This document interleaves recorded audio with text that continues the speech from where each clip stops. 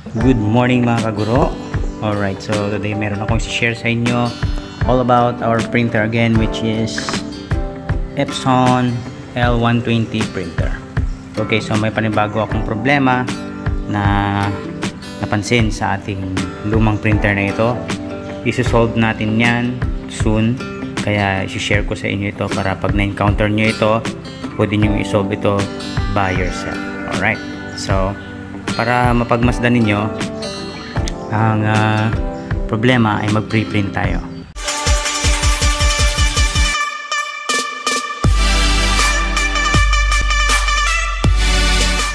Alright, so sinesend na po ng ating computer yung image doon sa printer, and hintayin lang natin na siya ay mag-print.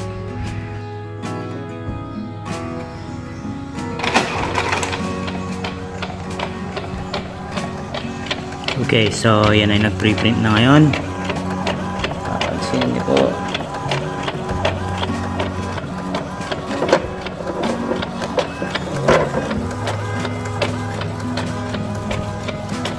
Okay, so wait natin hanggang sa malapit na matapos yung pag-preprint at makikita niyo kung ano yung problema ng ating mararanasan. Ayan, so tapos na siyang mag-print. Kung napapansin nyo, natapos na siyang mag-print pero hindi niya nilabas completely yung papel. So nandyan lang siya. So karoon tayo tuloy ng problema dun sa may bandang dulo ng papel. Now, para makuha mo yung papel, kailangan mo pang hilain yan. Yan, kailangan mo pang hilain yan papalabas. Now, this is a big problem kasi kapag ganito yung printer, nakakastorbo siya kasi kailangan mong bantayan bawat page. Ay yung mga page na yan, kailangan mong isa-isang hilain. Paano lang pag ang i-print mo ay 100 pages? So isa-isa mo ring bantayan yung printer, bawat page hilain mo rin palabas. Okay, so ano kaya ang problema ng printer na ito?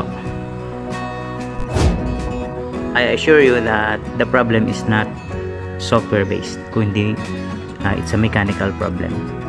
It's an honest wear and tear of the printer. Ibig sabihin, dahil nasa kalumaan at overuse na, nagkakaroon na siya ng mechanical problem. Now, sa aking diagnosis, this wheels here, marami yan sila, yan. Yung mga rubber po yan dun sa may kamay ko naman na.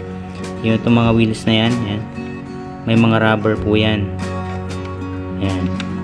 So itong wheel set na ito yung responsible po na pumila dun sa papel, na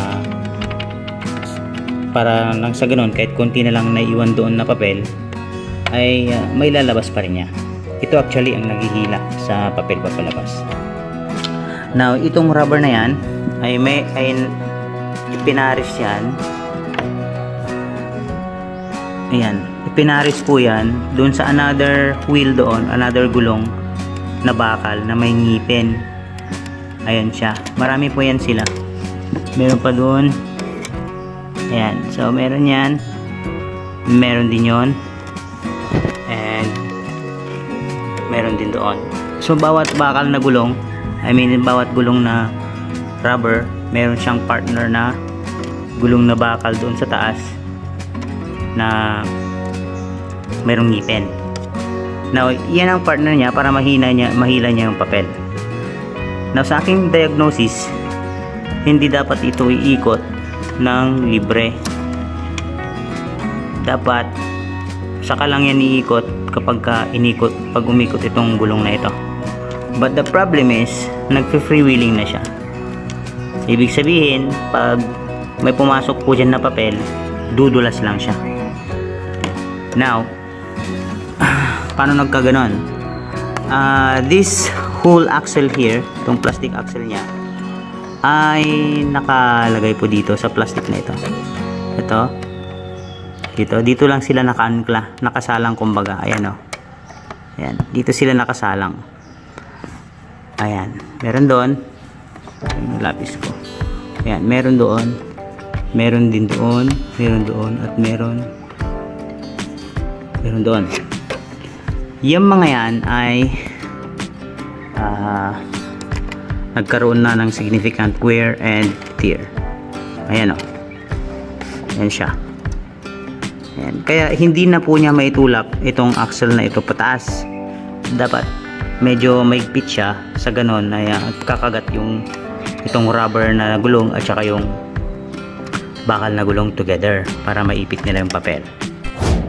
So kung tama yung aking hinala, pag nag-jam ako ng something dito, ganyan, kita nyo, tataas yung buong assembly, di ba? Tataas yung buong assembly na ganyan. So pag naglagay ako dito ng something kagaya nitong pencil para lang pataasin ito, ibig sabihin didikit po yung gulong na yan dun sa gulong na bakal at may hila niya yung papel. Okay? So there's one way to find out. Mag-print tayo habang itinutusok ko tong lapis dito para ma-confirm natin na yun nga ang dahilan kung bakit hindi nag-preprint yung printer ng maayos.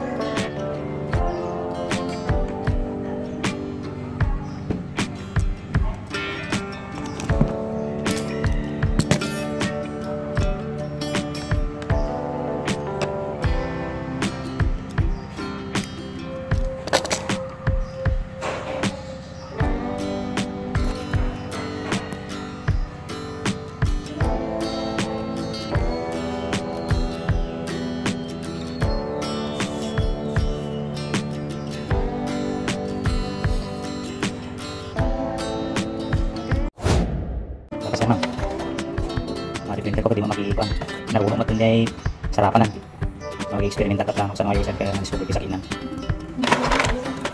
bagyo ako kita aros na pamag na yung nakuruna ang chair man, tanong ko makita mag-table data wanan.